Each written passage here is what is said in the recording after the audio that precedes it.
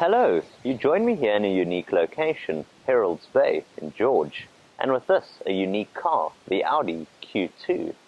With its bold styling, its chunky looks, and its unique personality, Audi say it's untaggable.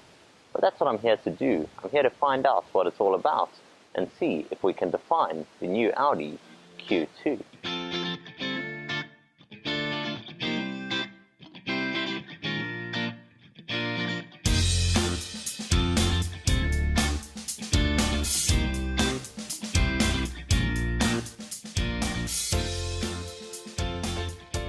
Audis, they're built primarily for two main reasons: looking good, as well as supreme levels of build quality.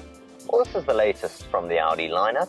They call it the Q2, and according to Audi's own media campaign, they call it a car which is untaggable.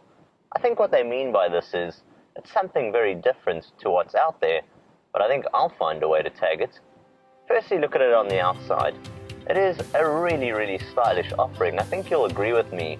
Although taste is something that's down to the eye of the beholder, it's really a good-looking thing, this.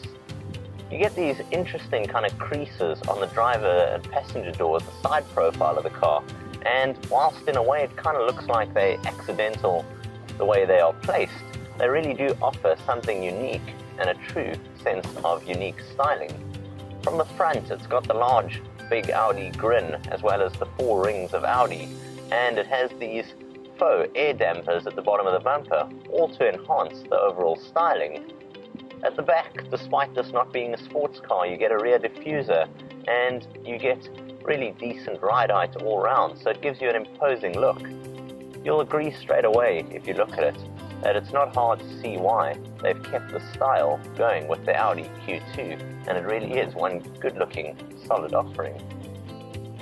Now, in terms of quality, the Audi Q2 is sort of built to sit there with the likes of the Audi A3 Sportback, in between that and the likes of the Audi Q3. So sitting somewhere in between, as you come to expect from Audi, it should be quite a solid built car, and you won't be disappointed. The cabin really is nice overall. The feel and the premiumness in here is really good. You do find some panels and some elements of it maybe a bit more plasticky than the likes of a Q3, but overall Audi do a good job of solidity, and there's little cabin noise while on the road, and it's just an overall solid, impressive place to be seated. I also love the way they've used these really bold styling touches throughout the cabin, much in keeping with the stylish exterior of the Audi. You get lots of different colors available and options, and it's just really nicely put together, the whole thing. It also gives a large open and airy space, and the one I got at the moment has the optional panoramic sunroof, which adds even more light and even more sense of space to the cabin. Now, it's when seated up front here that the Audi Q2 really excels from a technological standpoint. You see, up front of you, you've got a fairly minimalistic, clean, open space. But then if you spec it to have this, the virtual cockpit, of which I must say Audi do amongst the best in the business, it is incredibly clever what this vehicle will do. For example, if I want to have a full navigation screen up front of me, that can be done. In front of me, you can set the way you want it displayed as well. For example, the style of your speedometer and tachometer. You can also move through and see other vehicle information, such as your media sources and that of your mobile telephony.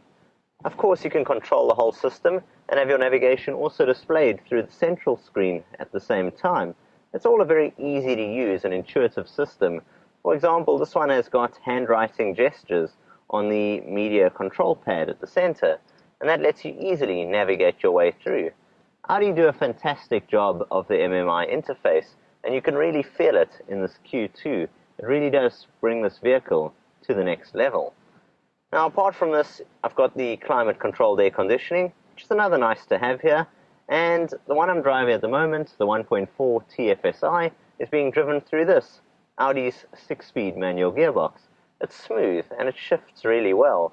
Personally, however, I would spec an auto option because the DSG boxes are excellent, and this one's even got radar-guided cruise control, and when you engage that system, Basically, the vehicle does everything apart from steering. Mated to the manual, it works really well, but mated to the auto, it'll be something out of this world.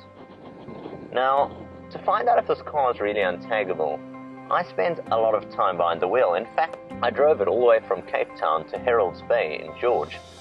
Up and down, it was over 1,000 kilometers, and it's because I was adamant to find out the burning question: can I tag this car? What really is it, and what does it really do? And I'm really glad to report that the ride was incredibly smooth and comfortable. I think in many ways, thanks to a technology, another option which I would certainly spec on my own Q2. They've got radar-guided cruise control here, but it works fantastically well. Even though the one I'm driving today is the 1.4 FSI with the manual gearbox. It's a 6-speed manual box. It offers 110 kilowatts of power and 250 newton meters of torque. But if you pair it to a system like the radar-guided cruise control for highway commuting and long journey travel, you leave it in 6 most of the way. The radar-guided cruise control takes over and means that the vehicle will slow down for you if the vehicle in front slows down. It'll speed up if the vehicle in front starts and speeds up again. It'll even maintain safe cruising distances in terms of your stopping interval. It is a brilliant, brilliant system and makes long journeys an absolute breeze. So the Audi Q2, let's get back to it. Is it untaggable? Well, I think I found a way to tag it. One extremely stylish offering. From me, Jason of Technobox, until next time, I'll see you guys soon. Cheers for now. Technobox.